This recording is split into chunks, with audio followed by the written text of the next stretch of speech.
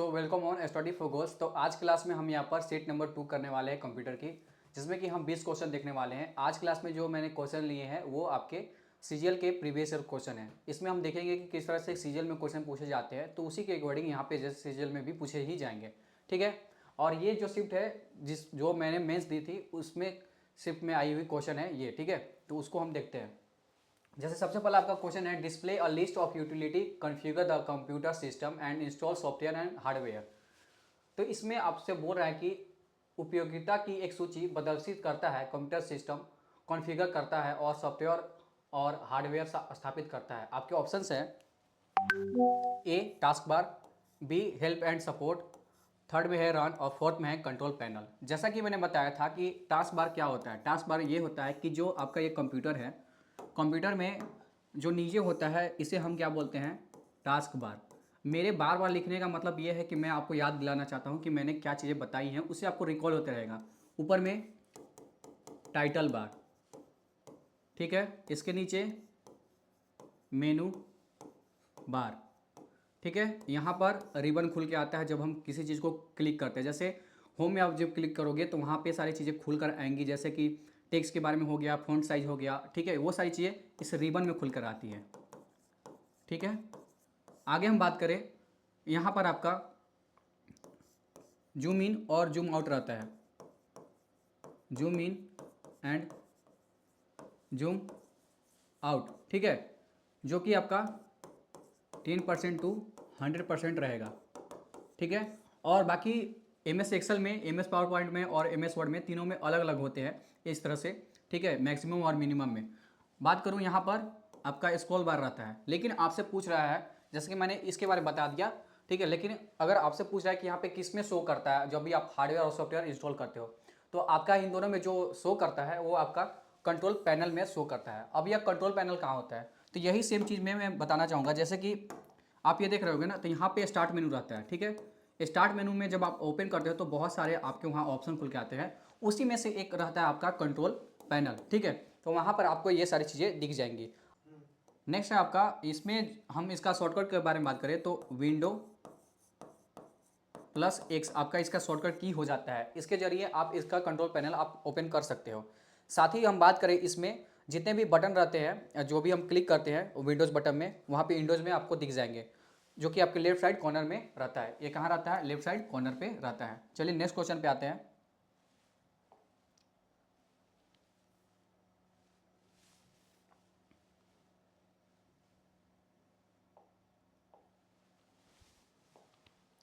Next question है हमारा, video graphics array connectors are those which connects the monitor to a computer's video cards and has holes।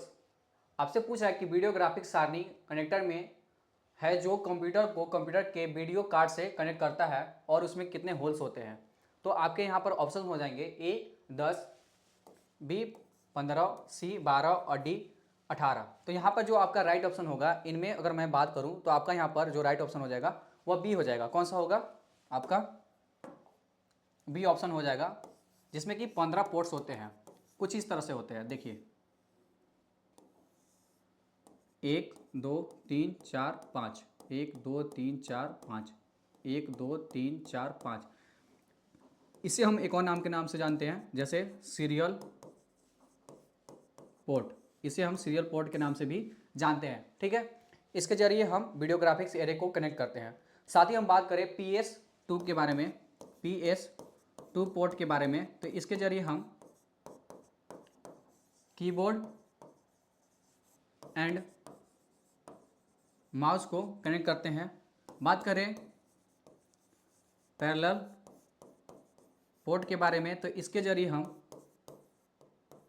Printer को connect करते हैं। ठीक है, और इसी के साथ हम बात करें, नेक्स्ट है आपका गेम्स पोर्ट, जिसके जरिए हम जॉय स्टिक को कनेक्ट करते हैं। ठीक है, तो ये आपके कुछ पोर्ट्स हो गए जो कि आपके जानने जरूरी है, इससे क्वेश्चन लगातार पूछे जाते हैं। नेक्स्ट हम बात करें,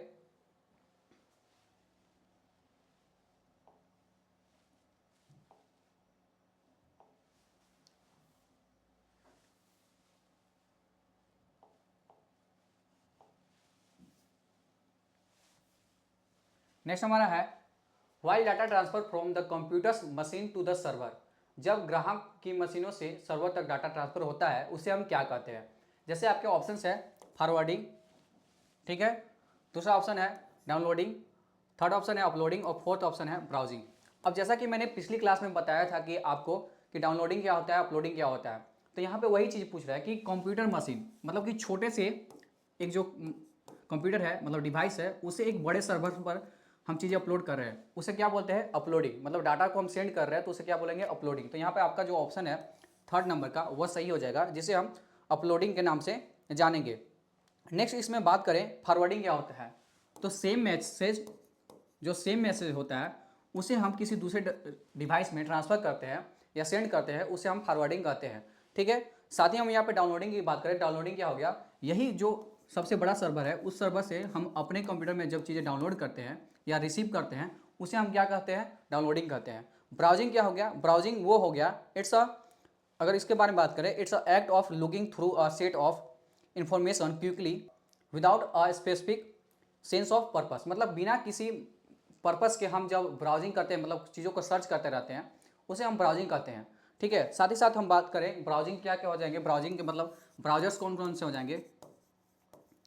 ब्राउजर्स के बारे में बात करें तो इसमें आपका हो जाएगा क्रोम, ठीक है, साथ ही साथ ओपेरा मिनी, ये सब आपके ब्राउजर्स हो जाएंगे। अगर आपसे कोई पूछे कि सर्च इंजन क्या होता है तो सर्च इंजन के एग्जांपल हो जाएंगे आपके गूगल, ठीक है, ये आपका सर्च इंजन हो जाएगा, ठीक है।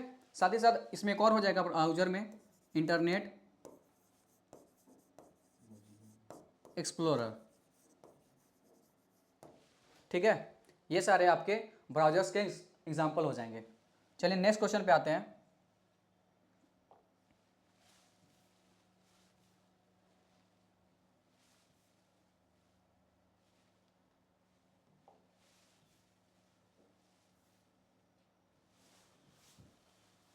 नेक्स्ट क्वेश्चन है हमारा, which of the following is not an example of email service provider. यहाँ पे आपको जो दिया गया कि इस पे पूछ रहा है कि इनमें से कौन सा आपका ईमेल का एग्जाम्पल नहीं है। जैसे कि आपके यहाँ पर दिए गए हैं आउटलुक, जीमेल और ईएनडेक्स, इनमें से कौन सा नहीं है। ऑप्शन 1 है ओनली वन, 2 है all are email service provider, third option है 1 एंड 3 और फोर्थ ऑप्शन है ओनली 3। अगर मैं बात करूँ यहाँ पर जो आउटलुक है और जीमेल और ईएनडेक्स है ये तीनों के तीनों ईमेल सर्विस प्रोवाइडर हो जाएंगे, मतलब कि यहाँ पर जो सेकेंड ऑप्शन है वह सही हो जाएगा। साथ ही मैं यहाँ पर बात करूँ जो ईमेल होता है, ईमेल को हम क्या कहते हैं, इस पर एक क्वेश्चन आता है कि ईमेल होता है writing a letter is similar to email, मतलब कि मैसेज सेंड करने के अकॉर्डिंग जो होता है उसे हम ईमेल के नाम से जानते हैं। ईमेल के बारे में मैंने बताया था कि ईमेल किस किस नाम से और जाना जाता है, इलेक्ट्रॉनिक मेल के नाम से जाना जाता है। साथ ही साथ इसके जो जिन्होंने इसे इन्वेंट किया है उसका नाम हो जाएगा रे टॉमलिंसन, उसी के साथ उन्होंने इसे 1963 में इन्वेंट किया था। अगर मैं आगे चीज़ों के बारे में बात करूँ, जैसे कि मैंने इसमें और भी चीज़ें बताई थी, ईमेल में यूजर नेम होता है, डोमेन नेम होता है, साथ ही साथ उसमें एक जो होता है उसमें ईमेल प्रोवाइडर होता है जिसे हम, जैसे कि जीमेल हो गया, याहू मेल हो गया, ये सभी चीज़ें आपके ईमेल प्रोवाइडर हो जाएंगी। हॉटमेल क्या होता है, हॉटमेल वो होता है, हॉटमेल मतलब कि कहने का मतलब कि हॉटमेल जो था सबसे पहला आपका ईमेल प्रोवाइडर था, फ्री ईमेल प्रोवाइडर था, ठीक है। साथ ही साथ मैंने कल एक चीज़ नहीं बताई थी, जैसे सीसी और बीसीसी, कार्बन कॉपी और ब्लाइंड कार्बन कॉपी क्या होता है। अगर हम कार्बन कॉपी के बारे में बात करें तो कार्बन कॉपी वो होता है जैसे कि मैंने आपको कोई मैसेज सेंड किया तो आपको मैसेज जब गया तो आपको पता चल जाएगा कि मेरे द्वारा सेंड किया गया और कितने लोगों को यह सेंड किया गया है। लेकिन ब्लाइंड कार्बन कॉपी में ऐसा नहीं होता है, जब मैं एक ही मैसेज अगले 5 लोगों को सेंड करूंगा तो आपको नहीं पता चलेगा कि और किन लोगों को यह मैसेज गया है, जिसे ब्लाइंड कार्बन कॉपी के नाम से जानते हैं, ठीक है। अटैचमेंट के बारे में मैंने जैसे बताया था कि अटैचमेंट क्या होता है। अगर अटैचमेंट के बारे में बात करूँ तो 25 MB से ज़्यादा हम उसमें नहीं भेज सकते हैं, फोटो वीडियोज और ऑडियोज भेज सकते हैं। साथ ही साथ अगर उसमें हम बात करें, ठीक है, तो मैं बात कर रहा था अटैचमेंट के बारे में, तो उसमें 25 MB से ज़्यादा आप नहीं सेंड करते। अब उसमें बात करें कि जो आपके मैसेज आते हैं ना ईमेल में वो होते हैं। और उसी साथ मैं बात करूँ स्पैम के बारे में, स्पैम क्या होता है, तो अनवांटेड मैसेज होता है, जैसे कि एडवर्टीजमेंट हो गया, ये सारी चीज़ें आपकी हो गई, जैसे कि अनसोलिसिटेड मैसेज उसे बोलते हैं, ठीक है। जो हम नहीं चाहते हैं वो हमारे पास आता है, उसे हम स्पैम के नाम से जानते हैं। चलिए नेक्स्ट क्वेश्चन पे आते हैं।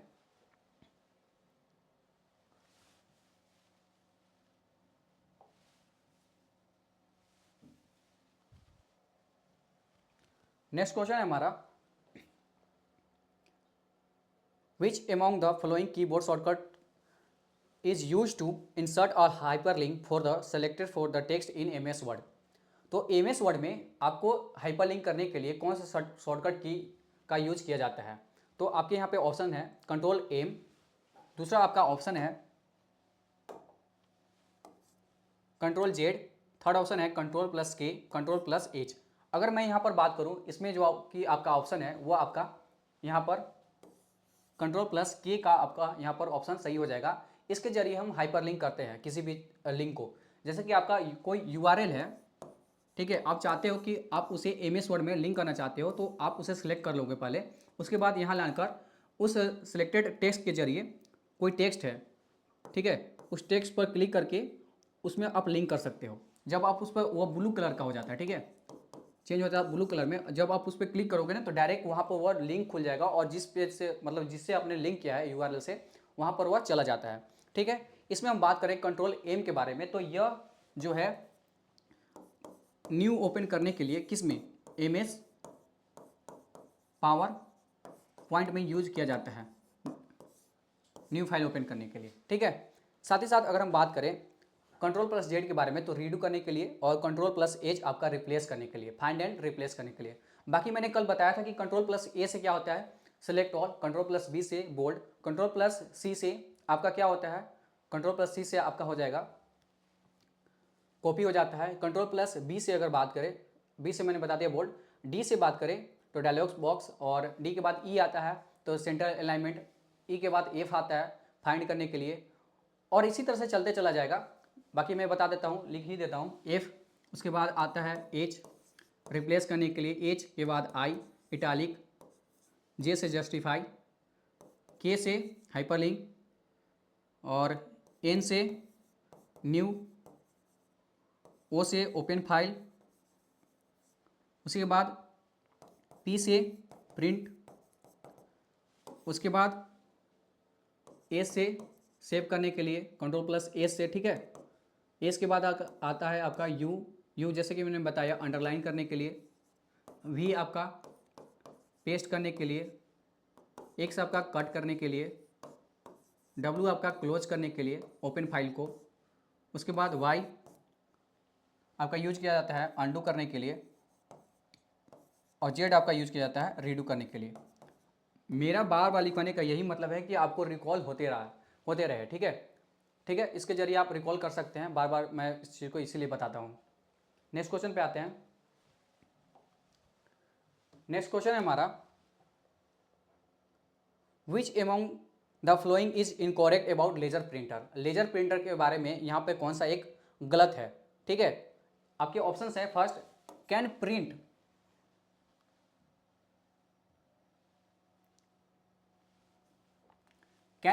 Multiple copies at a time, second आपका fast speed, uses laser lights for producing dots to form characters on a page, और फोर्थ ऑप्शन है supports multiple fonts and size.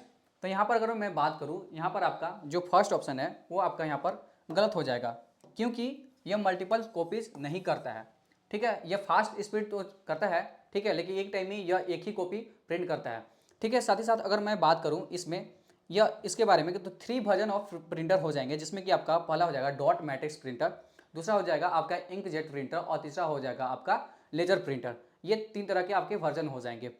अब प्रिंटर में भी कई तरह के टाइप होते हैं, जैसे कि डॉट मैट्रिक्स प्रिंटर होता है, तो वह किस तरह का प्रिंटर होता है, इम्पैक्ट होता है या नॉन इम्पैक्ट प्रिंटर होता है।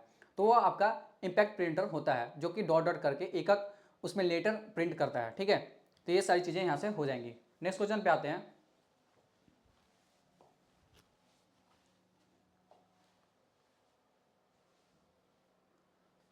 नेक्स्ट क्वेश्चन है हमारा, which of the following option of print setting is use to only specific page in a MS word. मतलब आपसे पूछ रहा है कि MS वर्ड में केवल विशिष्ट पृष्ठ को चुनने के लिए प्रिंट सेटिंग के निम्नलिखित में से किसका विकल्प उपयोग किया जाता है। तो आपका यहाँ पर ऑप्शन है first print all pages, second print selection, और थर्ड आपका है प्रिंट करंट पेज, और फोर्थ ऑप्शन है आपका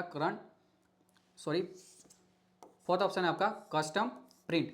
तो यहाँ पर मैं बात करूँ तो यहाँ पर आपका जो राइट ऑप्शन है वो फोर्थ हो जाएगा, कस्टम प्रिंट। कस्टम प्रिंट के जरिए हम जो पेज आते हैं उसे हम स्पेसिफिक तौर पर प्रिंट कर सकते हैं। साथ ही मैं बात करूँ प्रिंट करने के लिए आपका शॉर्टकट की क्या होता है, Ctrl+P होता है, ठीक है। इसके जरिए हम प्रिंट कर सकते हैं। अब मैं बात करूँ इसमें कि प्रिंटर किस तरह से डिवाइड होते हैं, कितने इसके टाइप होते हैं। जैसे कि प्रिंटर हो जाएगा, प्रिंटर के 2 टाइप्स हो जाएंगे।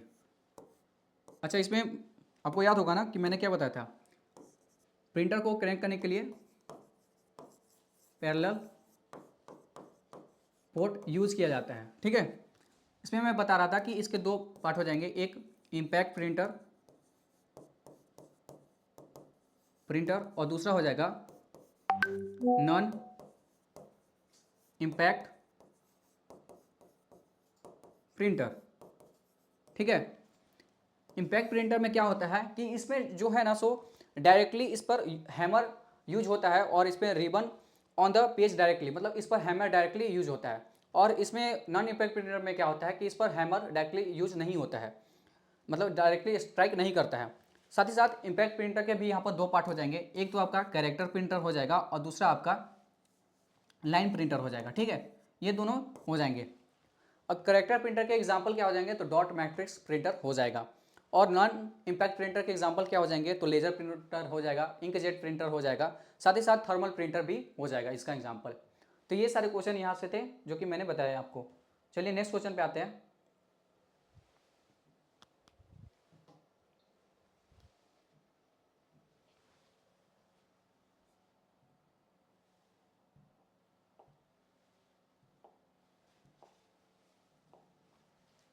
नेक्स्ट है आपका which of the flowing is keyboard shortcut to reload and current page in a Google search engine. मतलब आपसे पूछ रहा है कि गूगल इंजन में वर्तमान पेज को लोड करने के लिए दोबारा से की शॉर्टकट की का यूज किया जाता है, ठीक है। आपका यहाँ पर ऑप्शन है फर्स्ट आपका F3, सेकेंड ऑप्शन है F7, थर्ड ऑप्शन है F1 और फोर्थ ऑप्शन है F5। बात करें यहाँ पर ऑप्शन के बारे में, तो ऑप्शन में जो चीज़ें दी गई हैं उनमें से आपका F5 जो हो जाएगा वो आपका रीलोड करने के लिए यूज किया जाता है। बात करें गूगल के बारे में, तो गूगल का जो गूगल कब फाउंड किया गया था, इसके फाउंडर, साथ ही साथ बात करें इसका हेडक्वार्टर, ठीक है, और इसका CEO। तो हेडक्वार्टर इसका हो जाएगा कैलिफोर्निया USA में, ठीक है। साथ ही साथ CEO की बात करें तो सुंदर पिचाई हो जाएंगे। साथ ही साथ इसमें इसे कब फाउंड किया गया था, तो 1998 में फाउंड किया गया था। और इसके जो यहाँ पर फाउंडर हो जाएंगे लैरी पेज और सर्जी ब्रिन हो जाएंगे, ठीक है। कौन से हो जाएंगे,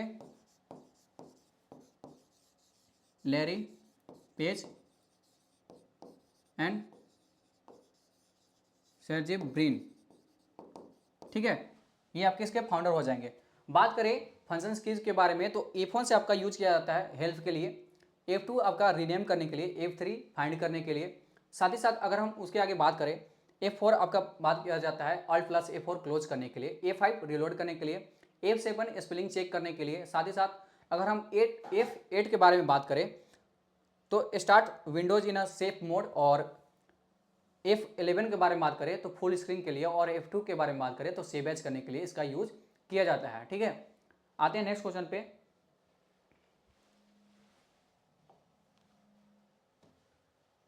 ठीक है, नेक्स्ट क्वेश्चन है आपका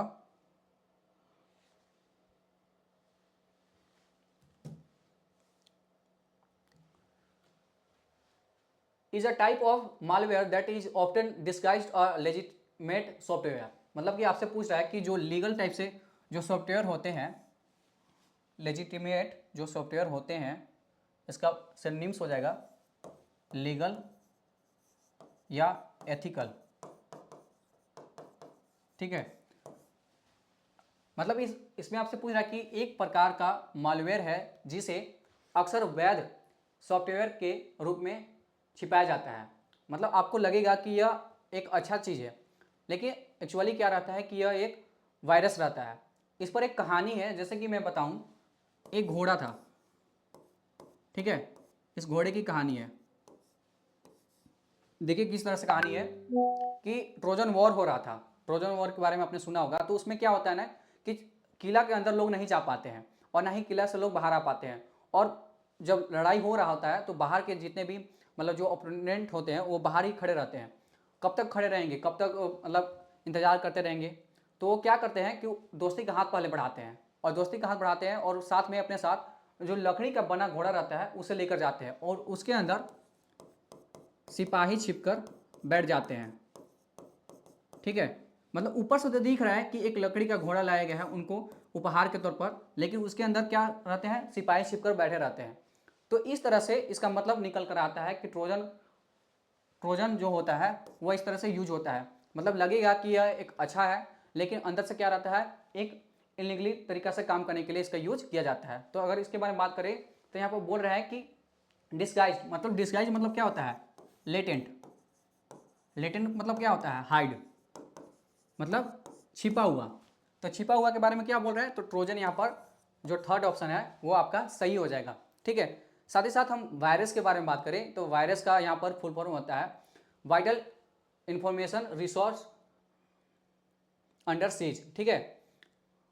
साथ ही साथ इसमें बात करें हम इसके एग्जाम्पल के बारे में तो वॉर्म हो जाएगा, स्पाईवेयर हो जाएगा, साथ ही साथ एडवेयर हो जाएगा। ये सभी आपके वायरस के एग्जाम्पल हो जाएंगे। वायरस क्या होता है कि पहले तो ये अपने आप रेप्लिकेट होता है, ठीक है। जब ये आपके सिस्टम में चला जाता है तो अपने आप रेप्लिकेट होता है, मतलब बढ़ते जाता है और आपके जो भी फाइल्स है या सिस्टम है उसे अफेक्ट करता है।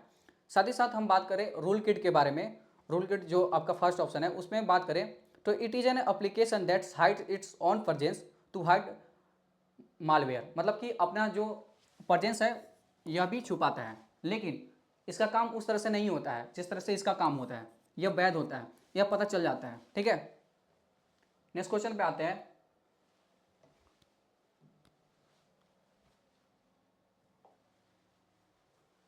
नेक्स्ट क्वेश्चन है हमारा, in M S excel 365 which of the following appears across the top of the screen and below the title bar and contains all the commands, formula and features needed to create data intention spreadsheets। मतलब आपसे पूछ रहा है कि यह computer है, इस computer में ऊपर टाइटल बार होता है, ठीक है, टाइटल बार, और कंटेन्स ऑल द कमांड्स, और टॉप ऑफ द स्क्रीन होता है, ठीक है, और मेनू बार होता है, ठीक है, मेनू बार। तो इन दोनों के बीच के बफर को क्या बोलते हैं, तो मैंने बार बार बता रखा है कि रिबन बोलते हैं, उसे क्या बोलते हैं, ribbon.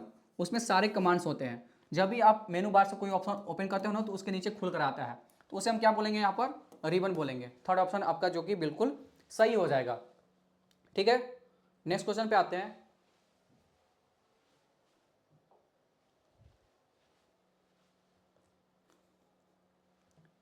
Shading option in M S word 365 is use for, आपके ऑप्शंस है changing the colour of the selected text, मतलब कि जो सिलेक्टेड टेक्स्ट है उसे का कलर चेंज करने के लिए यूज किया जाता है। दूसरा आपका ऑप्शन है changing the colour behind the selected text, मतलब जो टेक्स्ट हमने सेलेक्ट किया है उसके पीछे का कलर चेंज करने के लिए यूज किया जाता है। थर्ड ऑप्शन है आपका making the text top popup होगा यहाँ पे, ठीक है, पॉपअप,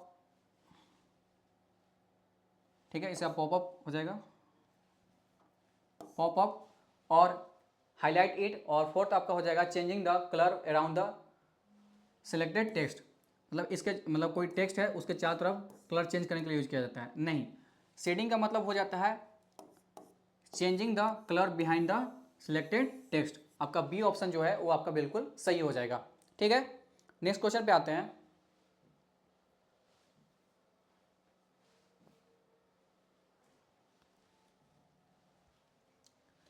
नेक्स्ट क्वेश्चन है आपका, which of the following is, यहाँ पे इज होगा, ठीक है, each of the following is the correct option in MS Excel 365 if a value in a cell of column A and row 10 is to be referred in a function formula। ठीक है, यदि column A और पंक्ति 10 के कक्षा में मान को फंक्शन या सूत्र में संदर्भित किया जाना है तो MS Excel 365 में निम्नलिखित में से कौन सा IED सही विकल्प नहीं है। IED इसमें से होगा, ठीक है। अब ये ऑप्शन है, यहाँ पर 4 ऑप्शन है, इनमें से कौन सा एक सही होगा, ठीक है, इसके बारे में बताइए।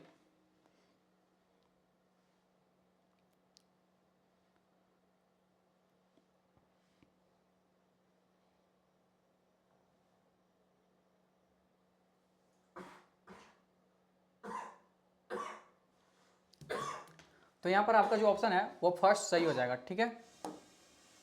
कौन सा? फर्स्ट ऑप्शन सही हो जाएगा, ठीक है।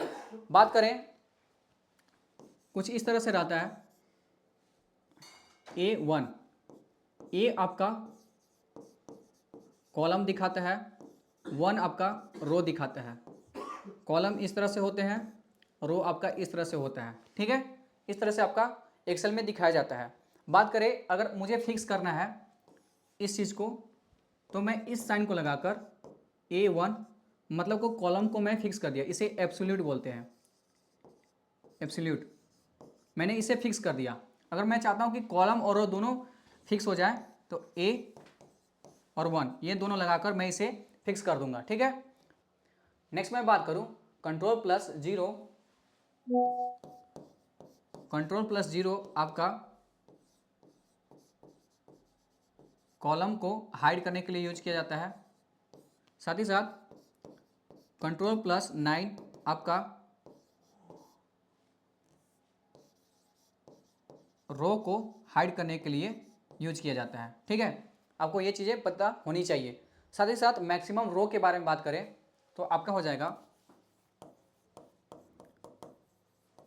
मैक्सिमम रोज के बारे में बात करें तो आपका 106, ठीक है, सॉरी 1048576 हो जाएगा। और साथ ही साथ मैक्सिमम कॉलम के बारे में बात करें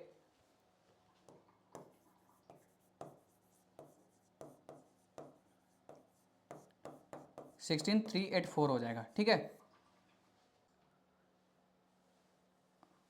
तो क्वेश्चन है कि the memory unit that communicates directly with the CPU is called, उस मेमोरी को किस नाम से जाना जाता है। सीपीयू के साथ सीधे संवाद करने के लिए मेमोरी यूनिट को क्या कहा जाता है। ए आपका ऑप्शन है बैकअप, सेकेंड ऑप्शन है एक्सिलरी, थर्ड ऑप्शन है मेन और फोर्थ ऑप्शन है कैश। तो यहाँ पर बात करें, इसमें आपका थर्ड ऑप्शन है वो सही हो जाएगा। बैकअप मेमोरी, एक्सिलरी मेमोरी एक तरह से आपका सेकेंडरी मेमोरी हो जाता है। इसमें आपका हार्ड ड्राइव, साथ ही साथ पेन ड्राइव, ये सभी चीज़ें आपकी हो जाएंगी। बात करें कैश मेमोरी के बारे में तो ये आपका सीपीयू और आपका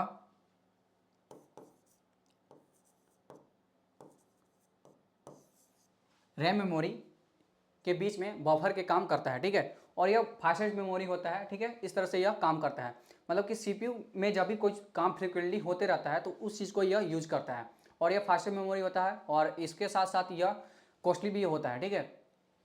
नेक्स्ट पे आते हैं,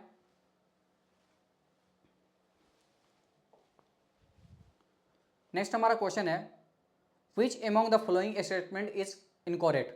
इसमें से कौन सा कथन गलत है। आपका पहला ऑप्शन है cache memory keeps the program that can be run in a short amount of time. Second आपका the size of cache is usually small, cache memory is faster than main memory. और fourth option है आपका cache memory stores data in a permanently use. लेकिन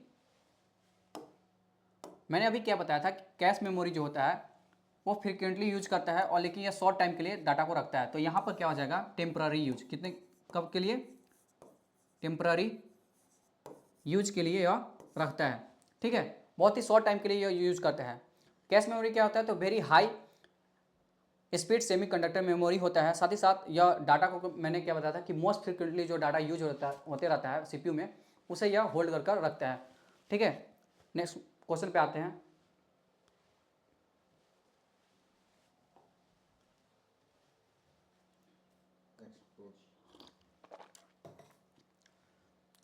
cookies track you and expose your privacy. Cookies आपको track करती है और आपकी गोपनीयता को उजागर करती है, ठीक है। इसमें कौन सा ऑप्शन सही हो जाएगा, ए आपका ऑप्शन है थर्ड पार्टी, बी आपका ऑप्शन है ज़ॉम्बी, और साथ ही साथ नेक्स्ट ऑप्शन है परसिस्टेंट, और फोर्थ ऑप्शन है सेशन। तो यहाँ पे थर्ड पार्टी जो यहाँ पर कुकीज होता है वो आपके प्राइवेसी को एक्सपोज करता है। नेक्स्ट आपका question, which among the flowing statement is इनकॉरेक्ट।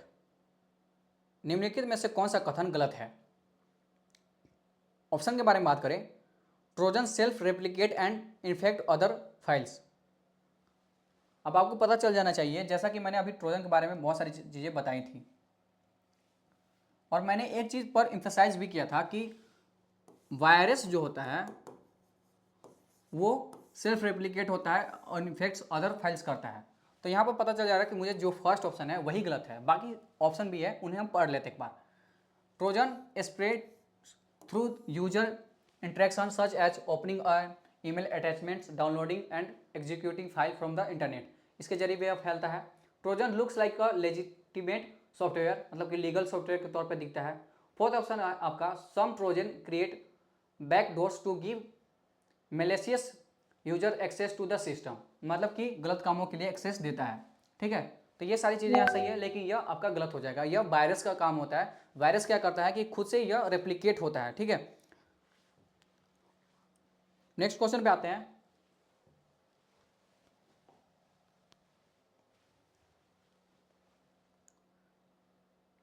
Is a passage to connect to networks that may works on a different networking models, मतलब ऐसे दो नेटवर्क्स को कनेक्ट करने के लिए किसका हम यूज करते हैं जो अलग अलग नेटवर्क्स पर काम कर रहे होते हैं। फर्स्ट ऑप्शन है आपका हब, सेकेंड ऑप्शन है आपका स्विच, थर्ड ऑप्शन है आपका गेटवे, और फोर्थ ऑप्शन है आपका राउटर। बात करें यहाँ पर ऑप्शन के बारे में, हब आपका क्या हो जाता है, डिवाइस के तौर पर जाना जाता है, ठीक है। राउटर के बारे में बात करें तो राउटर आपका नेट कनेक्ट करने के लिए यूज किया जाता है, ठीक है। लेकिन गेटवे क्या होता है, गेटवे दो अलग अलग नेटवर्क को कनेक्ट करने के लिए यूज किया जाता है। मान लीजिए यह सर्वर 1 है, बीच में गेटवे है, और इधर भी सर्वर 2 है। तो इन दोनों को कनेक्ट करने के लिए हम किसका यूज करेंगे, गेटवे का यूज करते हैं यहाँ पर, ठीक है। Combination of software and hardware, ठीक है, इसे हम इसके नाम से भी जानते हैं। साथ ही हम बात करें टू कनेक्ट मल्टीपल कंप्यूटर्स और communicating device also called intelligent hub, इसे हम और किस नाम से जानते हैं, इंटेलिजेंट हब के नाम से भी जानते हैं। इसे क्या नाम से जानते हैं, इंटेलिजेंट हब के नाम से इसे हम जानते हैं, ठीक है। नेक्स्ट क्वेश्चन पे आते हैं। Is a high speed device used in a CPU that is utilized to store data temporarily during processing. CPU में उपयोग किया जाने वाला एक उच्च गति वाला उपकरण है जिसका उपयोग संस्करण के दौरान अस्थायी रूप से डेटा संग्रहित करने के लिए किया जाता है। तो आपके ऑप्शन है A arithmetic logic unit, second option है कंट्रोल यूनिट, थर्ड ऑप्शन है रजिस्टर्स, और फोर्थ ऑप्शन है आपका एक्सिलरी मेमोरी। तो जैसे कि मैंने सीपीयू के बारे में बताया था, सीपीयू क्या होता है, सेंट्रल प्रोसेसिंग यूनिट। इसके 3 पार्ट होते हैं, कौन कौन से हो जाएंगे, फर्स्ट बताइए, एएलयू, सीयू और रजिस्टर। एएलयू का काम क्या होता है, मैथमेटिकल ऑपरेशन करने और कंपैरिजन करने के लिए। सीयू का काम क्या होता है, कंट्रोल करने के लिए। रजिस्टर का काम क्या होता है, डाटा को टेम्परली यूज स्टोर करने के लिए। तो इसमें कौन सा हो जाएगा, सीपीयू के बारे में पूछ रहे हैं, तो थर्ड ऑप्शन यहाँ पर सही हो जाएगा, ठीक है। नेक्स्ट क्वेश्चन पे आते हैं। नेक्स्ट क्वेश्चन है हमारा,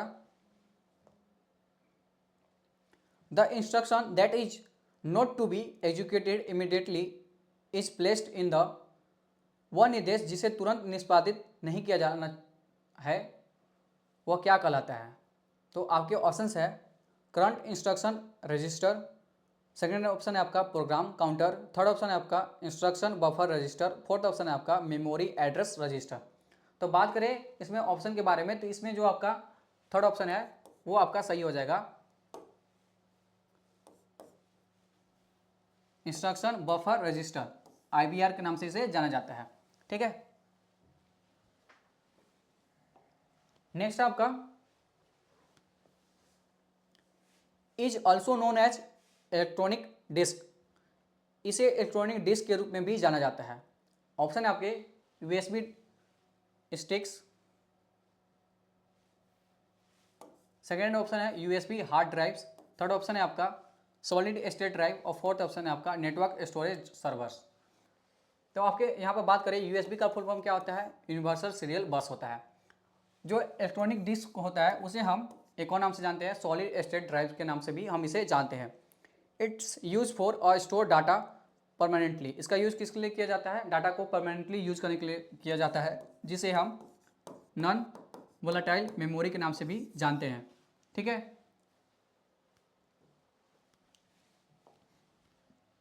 तो ये सारे आपके क्वेश्चन रहे जो कि आपके टोटल 20 क्वेश्चन थे, और यहाँ पे आपके ऑप्शन जो भी हैं, जो करेक्ट ऑप्शन है उसका यहाँ पर मैंने फाइल में अटैच कर दिया है, तो आप उसे एक बार चेक कर लीजिएगा। ठीक है, तो ये रहे आपके 20 क्वेश्चन। मिलते हैं जल्दी इसके नेक्स्ट क्लास में, तब तक के लिए जय हिंद जय झारखंड।